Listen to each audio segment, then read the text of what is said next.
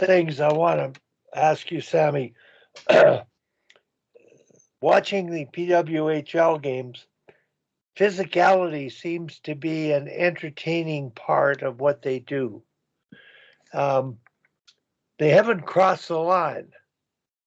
Um, when you look at the NHL Stanley Cup playoffs, uh, the physicality, the size of the player, the size of the surface, they're less physical in terms of. I think they're playing a better game ethically. They're not trying to hurt each other. Uh, I'm concerned about finding that line where it's entertainment on the female side, and yet it's safe. Well, Tom, what was your thoughts on watching it? What did you like it? Did you not like it? I thought that I thought the last game I saw, the playoffs there, was the best I'd seen the women's hockey play. Nobody missed passes, and I'm really kind of watching. I see what I sit way up at the NHL games, and you can always see what the play is.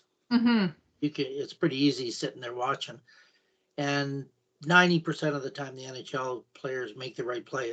They find someone, they just move the puck, and I've always thought other levels don't even compare, to them. But that last game I saw was the closest I've seen. They were making the right play at the right time. Nobody was missing passes, like hitting their stick and bobbling it and stuff like this. And I thought the level was way higher even than at the start. And they were allowing them to ride players off. Mm-hmm. Every once in a while, someone just takes the body and not the puck, which isn't what they're supposed to be doing. But that wasn't even always called sometime. But I think allowing a little more contact, but then you're not playing at the end of your stick. You're not half checking someone with your stick there, like you're really playing it properly. So I was really impressed at the end with the level of the play. Yeah, I agree with you, Tom. I think the last couple game or probably the playoffs were much better. So Wally, I think a couple things. One is, I think it surprised the players. So they were told at game one, there's going to be contact. So that's hard because some have grown up playing boys hockey where they would have learned how to hit and take a hit, and the majority wouldn't have. So, you're throwing your body, but are you doing it in the right way? How are you taking a hit? All of these things. So I think each team hired some development coaches to work on hitting and taking hits. And you could see that as the season progressed. It wasn't just I'm throwing my body just to throw my body.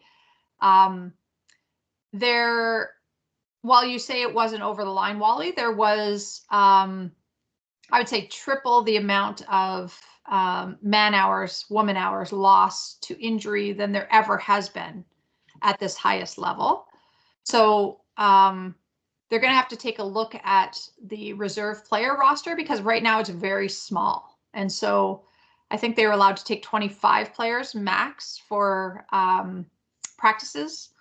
And I think that will have to rise because they lost a lot of players to whether short-term or long-term injury.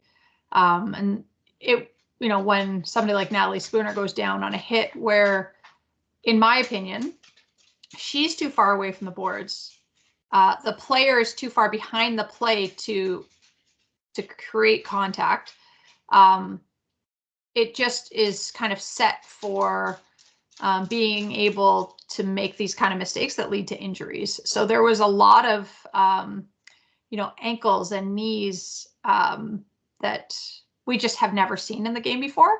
I thought there'd be way more concussions, but there wasn't that. There was sort of the awkwardness, I think, of the hit versus you're hitting your head on, or it's a huge hit and you're hitting your head on the glass or the ice. So it's not necessarily what I expected, but there was a lot of injuries, and I think if they continue to do it in this way, it just will cut seasons players short from, you know, that would have maybe had a long time in professional hockey prior. But I mean, I guess that's men's hockey too. So, but is that what we want in the game? I don't know, for to sacrifice in terms of entertainment, because fans certainly liked it. I mean, all the new fans loved it. And so it seems to be what what I hear in social media, what the players want. But now if I'm a coach or a GM, I'm certainly choosing a different kind of player. They didn't choose their players based on knowing there was going to be contact.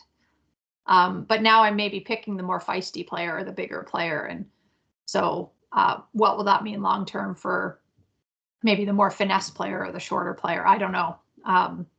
So be interesting to see what kind of comes out of this. This was a trial year as players picked it up. I would say the end of the season had a ton of contact, just bodies flying everywhere. And penalties, the players were getting frustrated. Some were penalties, some were not playing, you know, knowing where that line was. The refs didn't really know where the line was. And so I thought in the playoffs, it went back more to what I would say would be more of a basketball play, where you're rubbing somebody out or you're picking a player or things like that. And I liked the playoff style of hockey versus the end of the season personally. But we'll see what happens at the start of this next season. I think that the determining factor always should be, if you have your stick on the puck, you know, then you're actually making a play. So if you have your stick on the puck, people aren't going to get hurt. You know, but if your stick is up and the only thing you're doing is you're knocking someone off the puck and then getting the puck, that's a totally different, right? Because that's proper technique, is to have your stick on the puck. You shouldn't be, because I watch boys hockey all the time, and these are skating around, the sticks up in the air and they're hitting people, and and then the puck is there and they don't even pay attention to it. Right. So if you have your stick on the puck, I think that will really, and that's what the refs should look for, will really cut down on the injuries, but keep the physicality. Sammy, I'm thinking of Hillier and a small. Sarah Fillier? Yeah, Sarah Fillier. Yeah. And the contact side, I think of the small NHL players that can't survive in the playoffs. Because I think about the draft that just happened. So Sarah Fillier went first and Danielle Serdachny went second. Yeah. If you guys remember Danielle Serdachny, she's a 6-foot player. She scored the overtime winner for Canada to win it at the World Championships. Because she stood in front of the net, almost, I don't know if you guys know water polo at all, but you have a whole man that stands in front and you kind of dump it into them and then they kind of circle. They have their back to the goalie. And it seemed like reminiscent of that. And she just held off the defender because she could use her body. So, yeah, I mean, which one of those two is going to be successful next year? More successful. I mean, both will be successful. Both are amazing players, but which one will be more successful? And will it change the World Championship way of reffing as well? Because in the league, they use AHL referees, but in IIHF, they use women referees. So, you know, will that change what the players get to see at the IIHF level versus PWHL level?